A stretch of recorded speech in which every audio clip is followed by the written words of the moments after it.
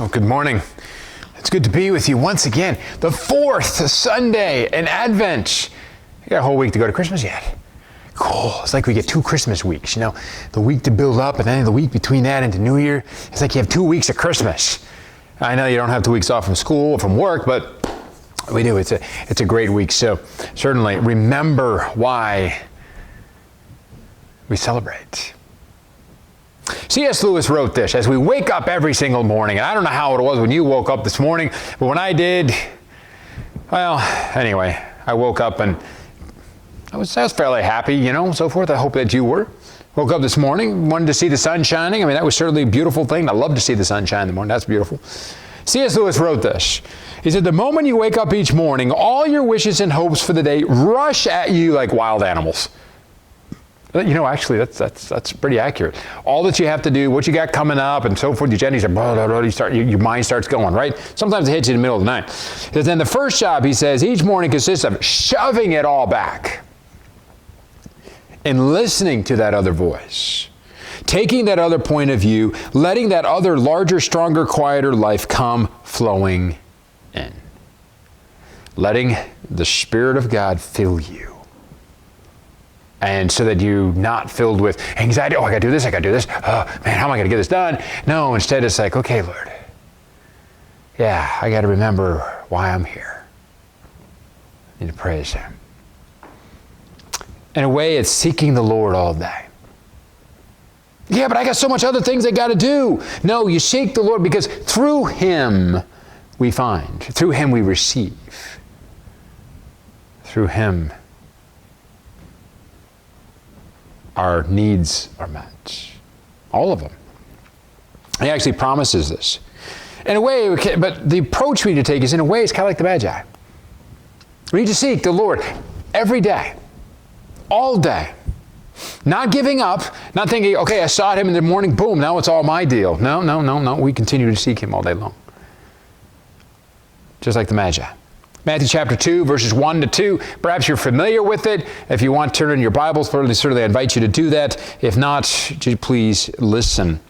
After Jesus was born in Bethlehem in Judea, during the time of King Herod, Magi from the east came to Jerusalem and asked, where is the one who has been born King of the Jews? We saw his star when it rose and have come to worship him. Now, please remember, as we look at our puzzle up here. We've been adding a piece every week, as you notice. The prophets foretold, that was the first piece we looked at. It's all through Scripture, Genesis all the way through that Jesus, He was going to come. It really should not have been a surprise. Now, some of the details were not all there, but there was still a lot of information. They foretold that. The angels, when they announced it, they celebrated. He's here. He has come. The Anointed One is here. The shepherds, they believed the message. And they believe, and then they go to see. Sight was not the reason they believed. They heard and they believed, and then they went and they saw. And then the Magi we're looking at this week, they worshiped. Yes, they did. Now the Magi, remember, they sought Jesus after seeing His star rise in the night sky in the east. Off to the east, they saw it rise. And they're like, there He is. This is it. They must have known about the Messiah coming, or have somehow it was revealed to them. But how did they know it was His star? Now, there is speculation of some ways of how they perhaps knew how this was and everything. But do we know that? It's speculation. It's really a mystery. We don't know exactly how they knew that it was His star. Okay, because there are some different ways to do it, but it doesn't fit with the calendar, and they're just not really sure exactly what happened. It doesn't really matter, to be honest, it's not. Because somehow God revealed to them that Christ the Messiah had been born, the promised one, the anointed one. So they came to see Him. They came seeking Him in order to worship Him. What happens when you and I have spare time? I know. What's spare time, right? Yeah. Now, what do you do? What I'm talking about is when you have downtime that maybe you didn't plan on, you didn't expect, but you got. When does that occur? When you go to the doctor's office. You know how it is. They might take you in a fairly decent, you go for just a regular checkup, okay, and then they put you in the room. after weighing you and, with all your clothes on and your shoes and your coat and all that, and your pockets filled and so forth, and they're like, oh, you've gained some weight. It's like, well, of course I gained weight. And you measured me in the summer. I only had shorts and a t-shirt on. Obviously it makes a big difference. But you're at the doctor's office and he puts you in that room, right? You're a captive then, aren't you? Yeah, you're captive, and guess what happens? You're stuck. And sometimes you can wait a long time. Or maybe you're at the dentist, They say, okay, we got the cleaning all done. We're going to have it, we're going to wait for the Novocaine. We're going to wait till the filling's done, wait for the doctor to come in, the dentist himself to come in or herself to actually check your teeth or whatever. That can take a while. Or how about maybe you're stuck in traffic. You're in a busy, you stop and you look and you see the lights green and I'm going to be stuck here again. And so you're there 2-3 times beforehand. Or maybe you're stuck on the interstate because there was an accident. It's like nobody's moving. Or maybe you're just in a long meeting. It's a conference, it's a training session, or maybe it's just a staff meeting or something for work. Whatever it is, you're in this meeting. Or maybe you have to sit there and you have to watch all these, you have to go through this DVD thing, and you have to watch it, and it's really boring as all get out. Or maybe you're just in a classroom, and whether it's college, whether it's high school or school, whatever it is, you're just like, this lesson is just really, really boring. I don't like the subject. I really don't understand it. It's really, really boring, right? Okay? You're stuck in one of those. Or maybe you're on hold trying to get information, and you know how it says, please hold, your call is important to us. You are next in line, blah, blah, blah, blah, blah. We are sorry for your wait. You could leave a message and so forth. Yeah, they probably won't get back to you for a few days. But regardless, you have all this. What do you think? What do you think about when you're in that position? Where does your mind go? Where do your thoughts go when you have this down moment when you're sitting there? Are you about impatience, so forth? The reason I ask is because when you, and I find even myself and in reading, I've come to understand that a lot of times our thoughts will go to things that are weighing us down, things that concern us, that cause us to fear, things that scare us, things that we're seeking. Like you have something coming up and you're thinking about what should I do? In other words, things like this. You have a big decision to make. Maybe it's about what career you want to go into in college and major. Maybe it's it's after it's post-high school, post-college. What are you going to do? What job are you going to take? Maybe it's about purchasing a car, purchasing a house, or maybe it's a big decision about relationships, switching jobs. Whatever it is, you have a big decision to make, and you're like, I'm weighing it, pros and cons. You're kind of like, what should you do? What should you not do? Should we remodel the ERC, the church to make it into an office, or should we not do that? It's like, how do you do those decisions? So you have a big decision, and whatever it is, it's weighing on you. So when you have a down moment, you go to it and you think about it. Or maybe it's about a relationship. You have a relationship that's not quite what it needs to be, and it bothers you, and you want it to be better than it is. It could be within family, it could be within neighbors, at the workplace, it could be at school, whatever it is, like even at church. You say, I don't get it. I want to know what to say. I want to know when to say it, how to act around it. I just want this relationship to be better than it is. Maybe it's about finances. Finances can be a big one. You're not sure how to approach a growing debt, or do I take out a loan to purchase this house, a mortgage, or do I a loan for a car, or do I repair it? How do I pay? I want to know how to approach this debt, because what am I going to do to pay for gas for my car each time and pay for heating oil? Or maybe it's a health concern. Whatever it is that you have, whatever it is you've been diagnosed with, you just want to feel good again. You want to feel healthy again. You just want to feel healthy. Or maybe you want to get away from the past. There's so many reminders of the things that you have done. The guilt and the shame is there, and you think you've gotten away from it, and all of a sudden there's a reminder that comes. And it just kind of pours all over you again. You just want to get past that. You're tired of hiding it, and it's like, I thought I was away from that. Or maybe you're just worried about our nation. You don't like the direction that we're going. If only we could go back to where we were. To get prayer back into the schools. If we could just get back to where we were, where the church was like the center of a lot of community activity, where people respected the church and they respected God and His teachings, or they loved Him and followed Him. If we could just get back to that.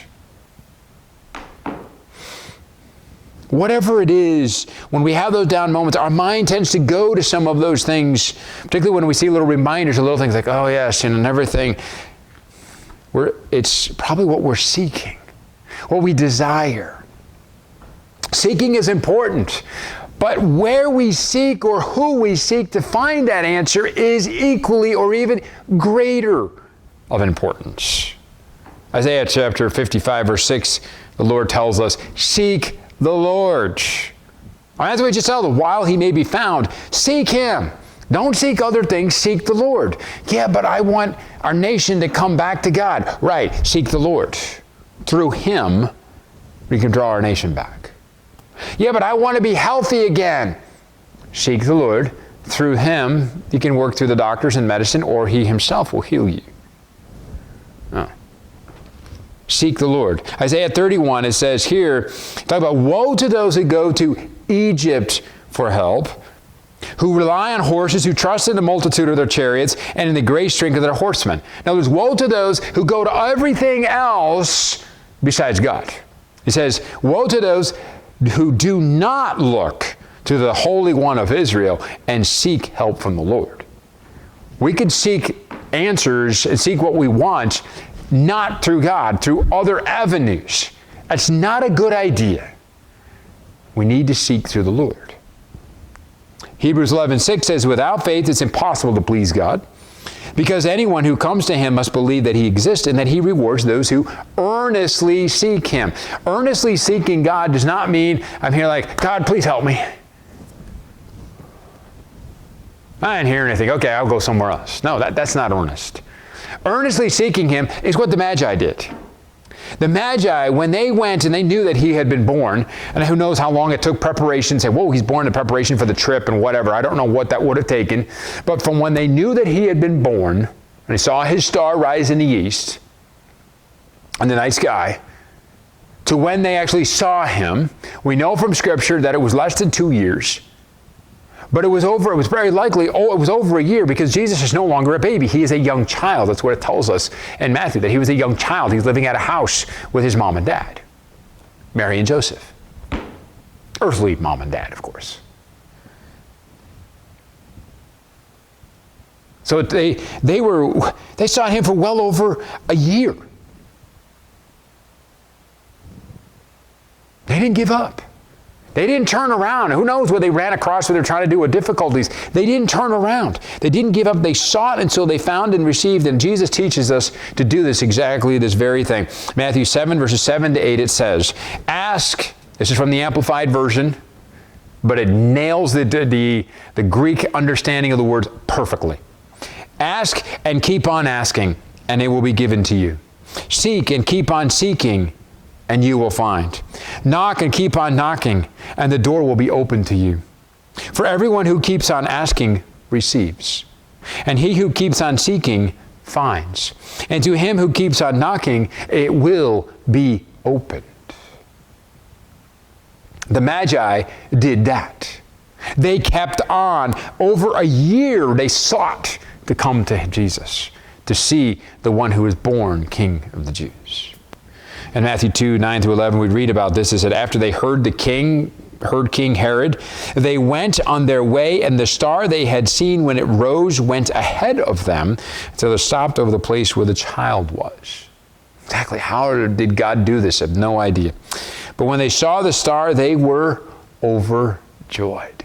And when I receive, when I'm asking and I receive, when I seek and I find and I knock and the door is opened and it's answered to the prayer that I'm doing, yes, it's awesome. I'm overjoyed. Like, yes, awesome. Oh, thank you. I'm just like, yes, this is so great. And I should be overjoyed, and I am. And it says, and on coming to the house, they saw the child with his mother, Mary, and they bowed down and worshiped Him. That's so often what we do is we pray, Lord, please help. We get the answer. Yes, we're happy. And then boom. We forgot to say, Lord, thank you. And we forget to take that moment in time and just humble ourselves before Him and say, thank you, Lord. This is what I was asking for. This is what I was seeking. This is why I was knocking. That's what the Magi did. They sought, but they were filled with joy when they discovered it. Yes, they asked, and then they received. They sought, and they found, and they knocked, and the door was opened. Ha! There He is. He's standing there by the doorway, And they worshipped Him. They stopped and worshipped. They found what they sought, the King of the Jews, and that was Jesus. You see, Jesus is the one through whom all of our needs will be met. We need to seek Him because through Him we will receive. Through Him we will find. Through Him the door will be opened. Because He is our healer. He is our helper. He is our Savior.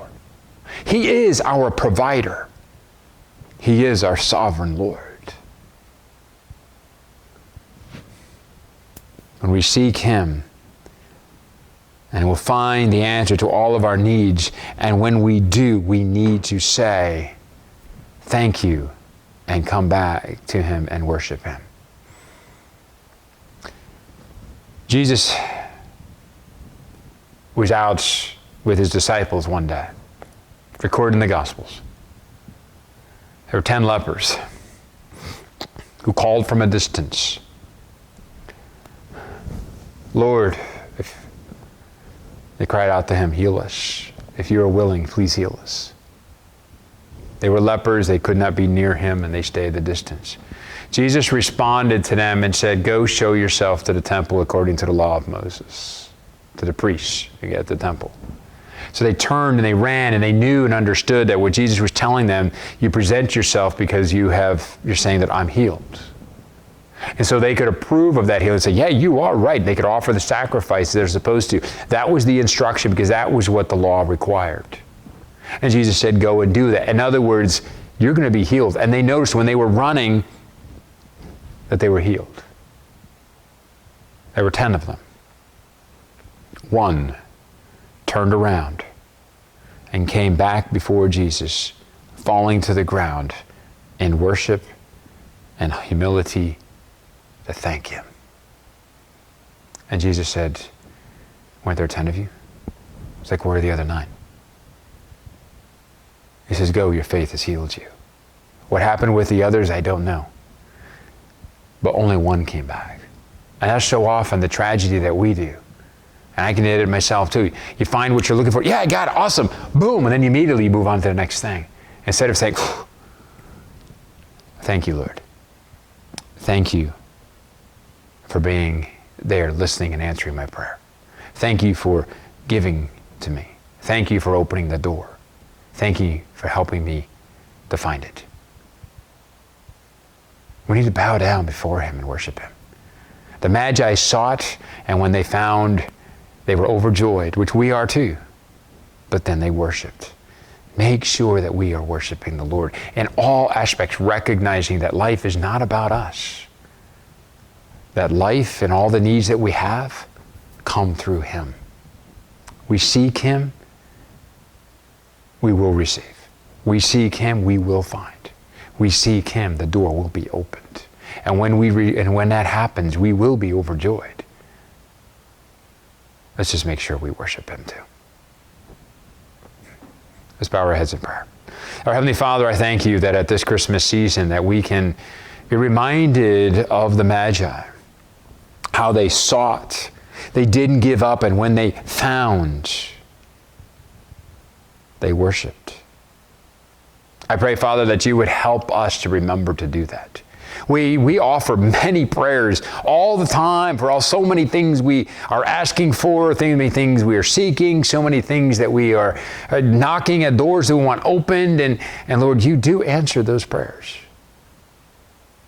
I pray that we would always be thankful and worship You and not just take it for granted, thinking we deserve it because we do not. So Lord, we worship You. We worship You. It's in Jesus' name we pray. Amen.